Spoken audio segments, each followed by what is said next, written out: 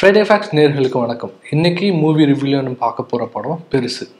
இந்த படத்தை stone bench pictures தயாரிச்சிருக்காங்க. இந்த படத்தோட இயக்குனர் இளங்கோராம். வைபவ், சுனில், நிஹாரிகா, சாந்தினி, கிங்ஸ்லி, அப்புறம் முனிஷ்காந்த், டிடிவி கணேஷ், பாலசரவணன் அப்படின்னு பல பேர் நடிச்சிருக்காங்க. இந்த படத்தோட சினிமாட்டோகிராஃபர் சத்யா திலகம், இந்த படத்தோட எடிட்டர் சூர்யா குமரகுரு, அண்ட் இந்த படத்துக்கு மியூசிக் அருண்ராஜ் பண்ணியிருக்காரு. இந்த படத்தை பற்றி தெரிஞ்சுக்கிறதுக்கு முன்னாடி டென்டிகோ அப்படின்ற ஒரு சிங்கள படத்தோட ரீமேக் தான் இந்த படம் அப்படின்னு சொல்லப்படுது.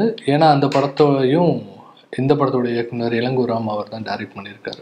இந்த படத்தோட ஒன்லைன் என்னன்னு பார்த்தோம்னா, பெருசு அவர் இறந்துடுறாரு. அவர் இறந்ததுக்கு அப்புறமா அவரோட குடும்பம், முக்கியமாக அண்ணன் தம்பி, அவங்க ஒய்ஃப் 2 பேர், அவங்க அம்மா, சித்தி அப்படின்னு இருக்க அந்த குடும்பம் அவர் அடக்கம் பண்ணுறதுக்கு என்ன மாதிரியான பிரச்சனைகளை சந்திக்கிறாங்க அப்படின்றது தான் இந்த படத்தோட ஒன்லைன். அவர் ஏன் அவரோட உடம்ப அடக்கம் பண்ணுறதுக்கு பெரிய பிரச்சனைகளுக்கெல்லாம் ஆளாகிறாங்க அப்படின்னு பார்த்தீங்கன்னா, அந்த பெருசு இறந்தவரோட ஆணுறுப்பு விரைப்பு தன்மையில் இருக்குது.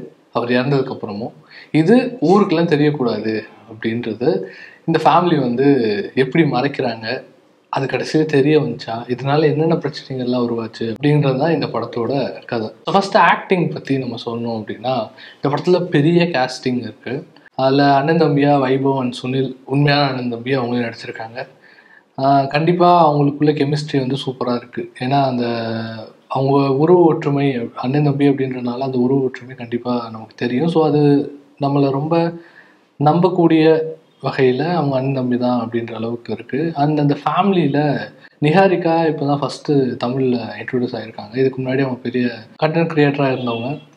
அண்ட் சாந்தினி, அது இல்லாமல் கிங்ஸ்லி அப்படின்னு பல பேர் இருக்காங்க. இவங்க எல்லாத்தோட ஆக்டிங் அப்படின்னு பார்த்தீங்கன்னா ரொம்ப சூப்பராக இருக்குது. அண்டு இந்த படத்தோட சினிமாட்டோகிராஃபி ரொம்ப நீட்டாக சூப்பராகவே இருக்குது. அண்டு மியூசிக் தேவையான அளவில் இருக்குது. பெருசாக பாட்டு எதுவும் இல்லை.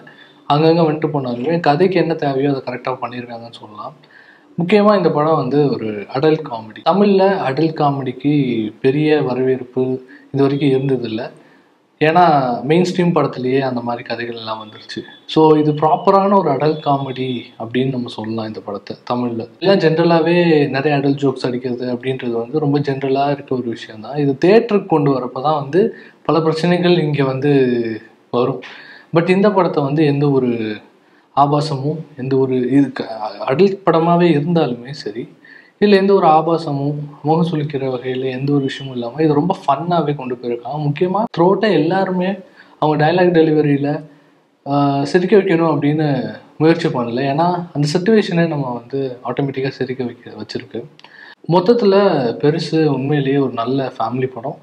பட் ஃபேமிலி படம் அப்படின்னே எல்லாம் சின்ன பசங்களாம் கூப்பிட்டு போகக்கூடாது. இது ஒரு 18+. ஸோ ஒரு ஃபேமிலியில் 18 வயசுக்கு மேலே உள்ளவங்க போய் இது நல்லாவே ரசிக்கும்படியான ஒரு நல்ல படம். மீண்டும் இது மாதிரி ஒரு ரிவ்யூவில் சந்திப்போம். நன்றி.